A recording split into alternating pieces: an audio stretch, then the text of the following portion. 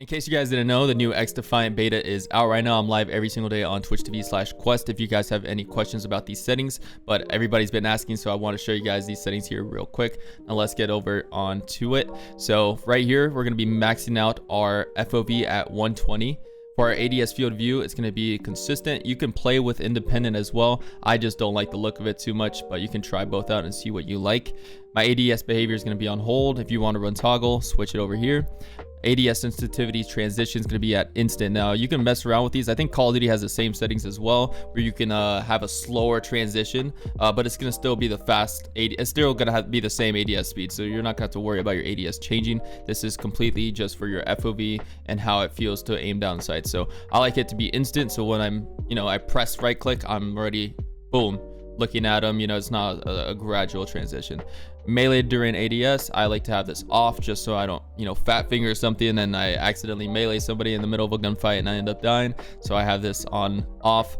Aiming interrupts reload, I have this on yes, because if I need a if I'm reloading a couple mags, I just try to ADS and kill somebody quick and then I can reload after. This will save your life if you have it on yes. Crouch behavior is toggle, sprint behavior is tap, and auto sprint is on. So auto sprint, I love having auto sprint on any game I play. Apex, Call of Duty, whatever, this is always on for me. You can actually change the threshold on this as well, so depending on your keyboard. I have a wooting, so I just keep this on 10 and it works perfectly fine.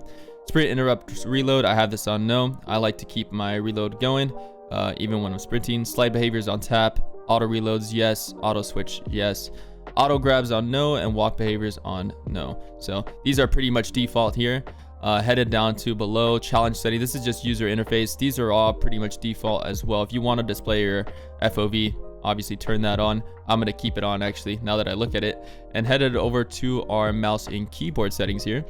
I play on 5 sensitivity at 800 DPI, so I play on a really slow sense. My chat's always giving me shit about it, so there it is, 5 cents. Mouse accel is obviously off. You want to make sure that's off. Right click back on yes. These are all defaulted. And here's my keybinds. I haven't really changed too much on this, but I'm just going to show it off. So I'll do an updated video if I ever do change this. Ooh, it tweaked out a little bit there. Headed over to our controller settings. Now I do play on controller as well, so I do mouse, keyboard, and controller. Button stick layout's default. Stick layout is default. Aim assist is on standard.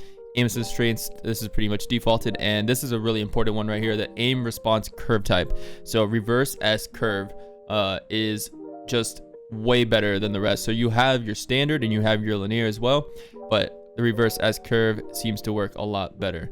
And now headed down here, I use 25 cents 1 times multiplier, and you want to have your dead zones on 5. It feels really good. Like I said, I'm always switching like 50-50 on controller and mouse key, and this feels like the best and most accurate for me on my controller. Headed over to my audio and voice chat settings now. I have these around 45. I turn my music volume off. You can have that on if you like the music for this game, but after a while it starts kind of getting to me. Here's the rest of my settings on audio. Headed over to the important part now. Video and graphics. Now you want to be on full screen. Right now I am on windowed because of my recording, but make sure this is on full screen. You're going to be able to optimize your game way better. If you have the video reflex option, make sure it's plus boost. You want to have this enabled plus boost. It's going to give you a little bit more FPS as well.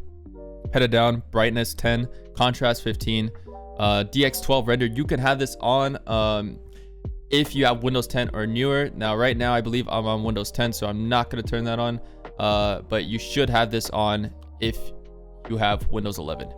So headed over to our graphics now. We are running custom settings. VSync is on, frame rate is off. Now you can choose this, turn this off.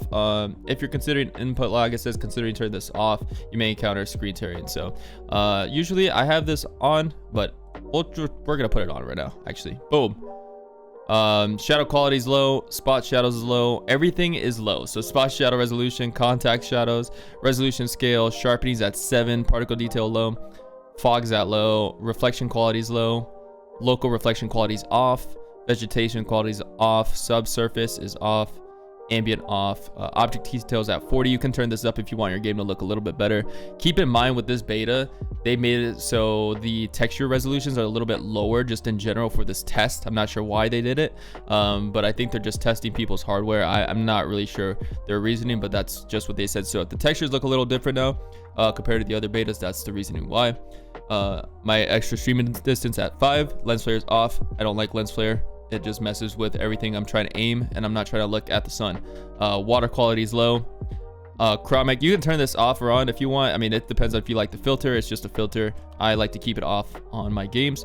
And terrain quality is low. So there's that. Language and accessibility, this is all default here, so nothing too crazy. This is actually a really cool setting though, and I would actually turn this on. So turn off for a dark flashbang instead of bright. So if you actually have this on no, you should have this on, like, or on no, I guess, because basically it makes it so when you get flashbang, you're not having this huge bright screen. It's just like you're gonna be, it's kind of like a dark mode flashbang. So I'd actually keep that on no there, if you want that effect and you're not gonna get blinded, especially if you're playing with no lights on in the middle of the night and you're gonna, you know, you're tired or something, you're playing one game before bed, that's gonna wake you up. So that's pretty much it here. All right, going down to our last tab here, account and network. Crossplay is on no.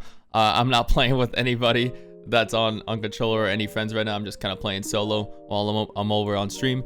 And same input, matchmaking is no. So there you guys go. There's the video. Make sure you guys leave a like and subscribe. Like I said, I'm live every single day on Twitch TV/Quest. I'll keep a link in the description if you guys want to come hang out or ask me any questions about the settings and make sure, you know, they're working good.